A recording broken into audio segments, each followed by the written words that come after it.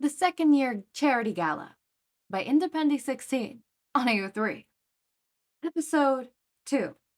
Chapter 1. Harsh Lights. So, that guy was creepy to you too.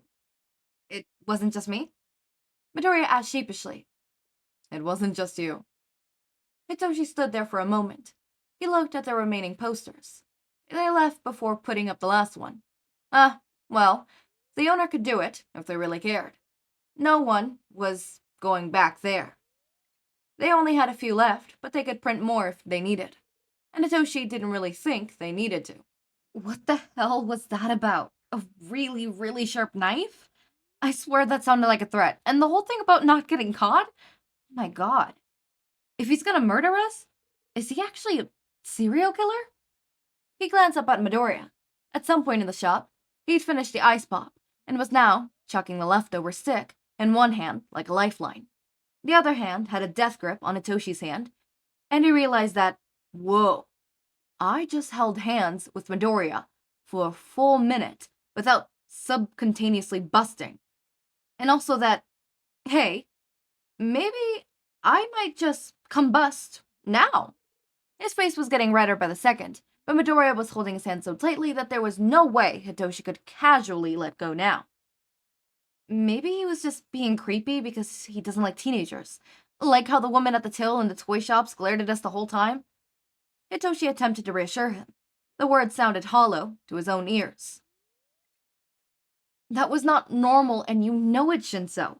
What the hell was he doing with such bad lighting in a shop? No one would shop there. They wouldn't be able to see, and he wasn't surprised when we walked in. He was expecting us? Exactly, and he spent way too long looking at the poster, like he was memorizing it. Hitoshi absorbed it, all for a moment. He could see everything in his mind's eye. The man's too ordinary appearance, Midoriya's freckles, the too bright light reflecting by freshly formed metal, the wide smile, the clammy hand in his. I think we should tell Aizawa when we get back. But we're not done yet, and I need to de-stress and think about this first. Come with me. Midoriya followed wordlessly. It had been several minutes, and he still hasn't let go of Hitoshi's hand. So he decided not to mention it, and enjoyed the fuzzy feeling while he still could. They only had to walk down a couple of streets to get to his destination. What is this place? Midoriya asked.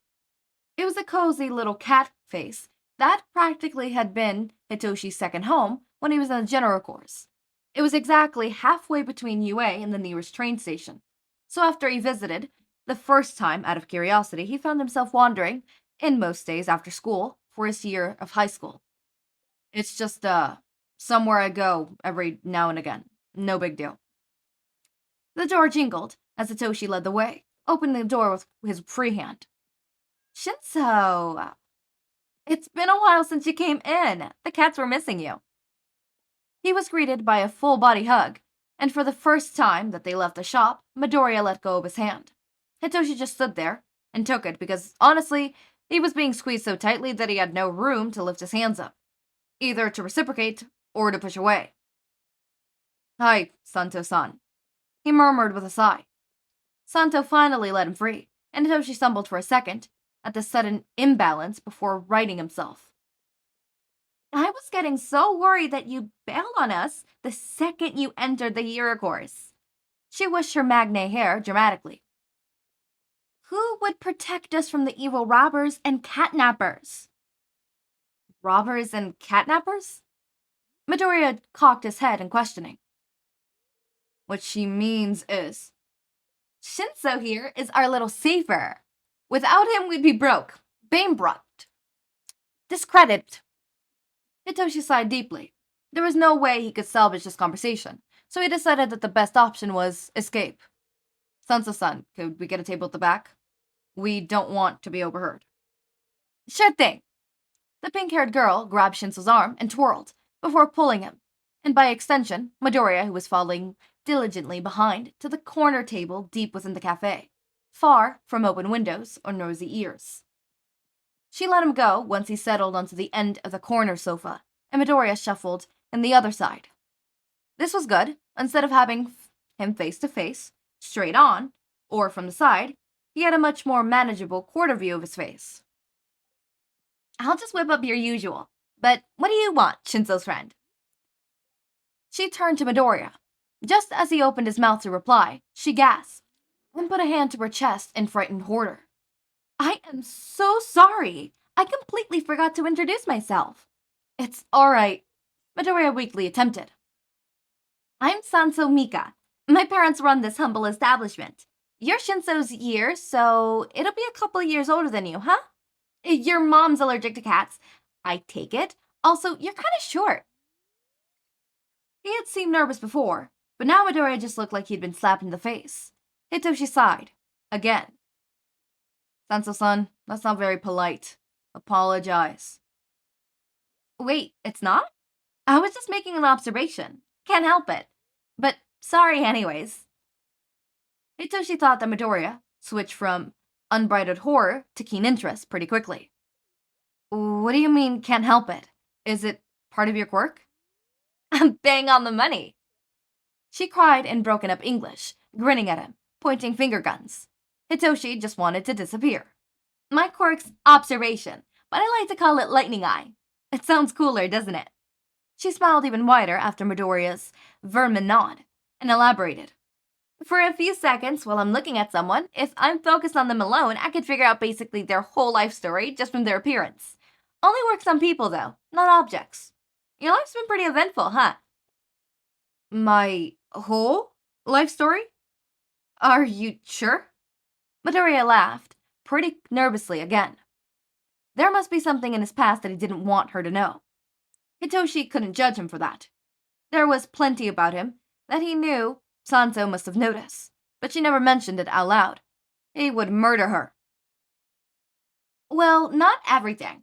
I try not to focus too much. People tell me to go off, but I tell them that this is your first time here and that you've been running from a creepy shopper a couple stores away and that you got those scars on your arm from helping a friend. That's pretty hero-like. How'd you get the shopkeeper? Hitoshi asked. Sano's whining swirled into him. You're breathing as if you've been walking fast for a sustained amount of time after previously sprinting. Your hands are shaking a little since you came in. You've been standing in front of your friend as if to protect him, and you brought him here by hand. You guys were creeped out by someone. She took a deep breath before continuing. When I hugged you, you smelled of cheap store detergent. The kind that is used in a low-budget family-run corner shops. The nearest one here is a couple streets away, and the guy who was on the till when I passed earlier was someone I didn't recognize. When I looked at him, he seemed to have a pretty menacing intent. They sat in silence after she finished, and Hitoshi mulled over in his head, deciding that, yeah, that was about right. The silence was broken a second later by Midoriya. It smelled not part of sight. Before Hitoshi could stop them, the duo had launched into a conversation about the intricacies and specialties of Sanso's quirk. Sanso shuffled in to sit beside Midoriya, which meant that Midoriya shuffled around to sit in the corner of the sofa, which meant that his knee was touching Hitoshi's, which meant that Hitoshi was freaking out. He looked around for some kind of help and spotted one of the other people serving coffees. He recognized her as Sanso's little sister, a few years younger than him, but she helped out by showing guests how to stroke the cats best. Sanso-chan! He called out as she wandered past. She paused and turned, smiled questioningly at him. Can you convince your sister to actually do her job? Sanso-chan nodded slightly and tapped her sister's arm. Santo looked down, her eyes widening. She glanced at Hitoshi, and then she bursted out laughing. I'm so sorry, Shinsou. You didn't come here to hang out with me. You came for the cats and coffee, which I can get. What would you like, Midoriya-kun? Sanso slid out of the chair, allowing Midoriya to shuffle back into his previous position. Midoriya must have introduced himself at some point in their conversation. Midoriya just asked for whatever Hitoshi was getting, and then finally, Sanso was gone. I'm sorry about that. She's very intense. It's alright, she has a pretty interesting quirk. It has so many potential uses. Imagine if she was a hero. Hitoshi rolled his eyes. The only thing she wants to save is money. This place is relatively expensive. We're lucky she doesn't charge me anymore. She doesn't? Midoriya paused, looking between Hitoshi and where Sansa was preparing their coffees across the room, but where his eyes widened. Are you two? Hitoshi was confused. Then he understood. No, not at all. Me and her, never. You can never pay me to. Oh, so how'd you get it free? Well, it's kind of a funny story. Are you talking about how you saved me the day with your bastardly bravery superpowers? Sato santoed over with 2 mugs of coffee. Santo-chan was trailing behind, a cat in each arm. And as Sanso placed the coffees on the table, Sanso-chan placed a cat on each of their laps. Hitoshi was given gingerbread, a ginger mancoon with a fluffy white underbelly and white socks. The large male cat strutted across his lap and sat on the sofa next to him instead, rubbing his face against Hitoshi's elbow. He knew this trick well. Sanso and her sister combined to prevent him from protesting by distracting him with cats. It was still effective, even after being tricked by it so many times. Superpowers? Midoriya questioned, and it brought back Hitoshi to the situation at hand. It's not a big deal. There were some people looking for money, so I made them walk to the police station and turn themselves in. Not a big deal. It was a very big deal. Like, scary thug has a gun pointed at me and I'm about to die if I don't give him the money kind of big deal. Hitoshi rolled his eyes. And the guy was never going to shoot you. You must have noticed at the time. I can see what a person's done, but not predict the future. Hitoshi was looking across at Midoriya to try and share a "can you believe this" expression, but he was met with a look of utter awe that made him falter and blush. Shinso, that's so heroic. You couldn't have done that. You're so incredible. Midoriya blabbered. I'm terrified of guns. They don't make sense like quirks do, you know? You can counter quirks, but physical guns don't have any rules. They just shoot. It's scary. Thanks. Hitoshi could feel his face getting hotter by the second, and was very relieved when Sanso made a swift exit with her little sister. Laughing. Damn it, she definitely saw my crush on Midoriya. Just great. During Midoriya's blabbering, neither of them noticed the cat sitting in his lap, getting up until she feline jumped onto the table and tried to sniff his coffee. With a gasp, Midoriya quickly picked up the mug and held it out of the cat's reach. Hitoshi sighed. That's Susuke. She likes to sniff everything. Case in point, the gray cat had leaned forward and was sniffing on Midoriya's nose. You know her? Yeah, they've had the same cats here for a couple of years now. I know them pretty well. As he said this, Gingerbread started kneeling his knee and purring. The dig of claws in and out was a little uncomfortable, but his uniform trousers were durable enough that they didn't break the skin underneath. Hitoshi took a sip of coffee to distract himself, watching Midoriya struggle against Susan's presence. While it was cute to watch Midoriya squirm, Hitoshi decided to save the day by reaching over and scratching behind Susanna's ear. The gray cat started purring, and she settled down enough for Midoriya to remove her from the table. You're pretty good with cats, Shinso. Do you have one at home? Hitoshi looked down into his frothy coffee. No, I wish I did though. Just, my old apartment didn't allow pets, and I don't think would be allowed them in the dorms. You know Koda's are funny, right?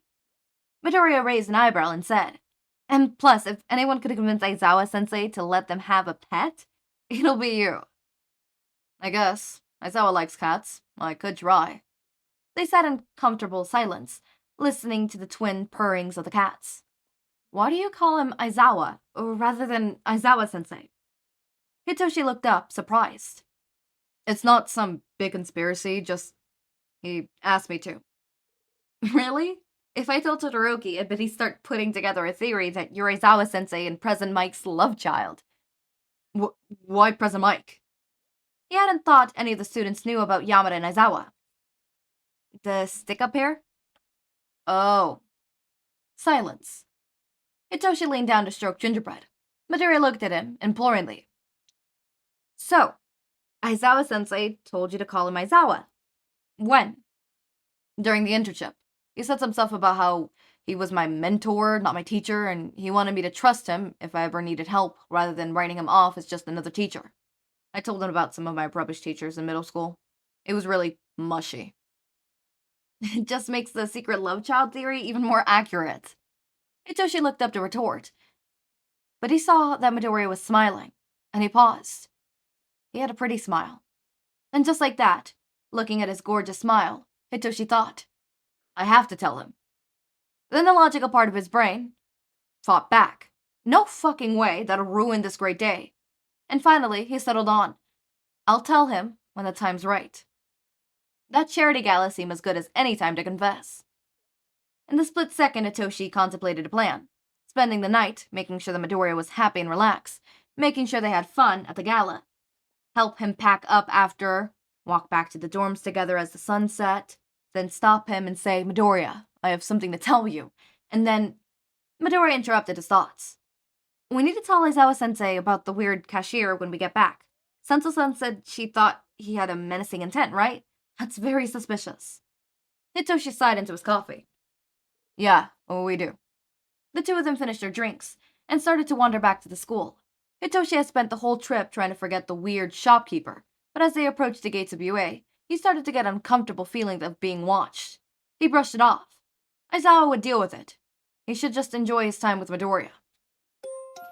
Something tells me that that shopkeeper is going to come back, maybe be the villains that, infiltrate the gala. I don't know. I see foreshadowing. I know foreshadowing when I see it. I be seeing that foreshadowing. Okay, I did love this chapter. This chapter was really cool. It was really nice. Them holding hands. Ugh, I noticed that sometimes when I'm reading Shindeku fics, a lot of the times it's Hitoshi-centric in the sense of it's Hitoshi thinking. Do not get me wrong, I see Izuku as well, but I see a lot of Hitoshi. Which, I mean, it makes sense. It's a ship post, so you're gonna see both points of views and stuff like that. In different fics and stuff like that. Some fics focus on only one point of view, some fics focus on both point of views, some fics focus on Izuku point of views, but it's kind of interesting to see Hitoshi point of views. They're always super interesting in my mind. I mean, you don't see them as often as, one would think you would see them, right? So it is always interesting to see them because it is always interesting to see it organically, in a sense, But as I was saying, fuck. I don't know what I was saying. Fuck. I don't know where I was going with that. I'm gonna be honest with you. I lost that. But I am having a splendid time reading this so far. Chapter 2, which is gonna be split up into 2 parts again. This time it's not gonna be 2 parts of 2020. It's probably gonna be 15-15, around there. Hopefully I could split it evenly 15-15. It might be 2010. It could be, 16-14. It all depends on how I could split it up, because sometimes I can't just cut it literally in the middle 15-15, because that would be weird. It would be a weird cutoff,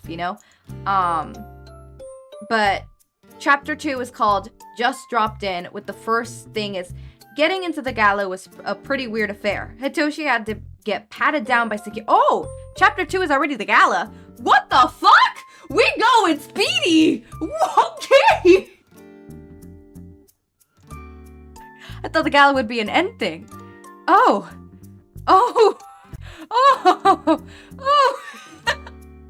Shit, that went fast! Okay! We zooming, okay. Okay. Sorry, that took me out. Okay, as always, my raindrops, make sure to eat, sleep, drink water, or take your meds. Have a wonderful day or night. Link to my Discord server and socials are down in the description. Subscribe to see more of my content, and thank you so much for watching.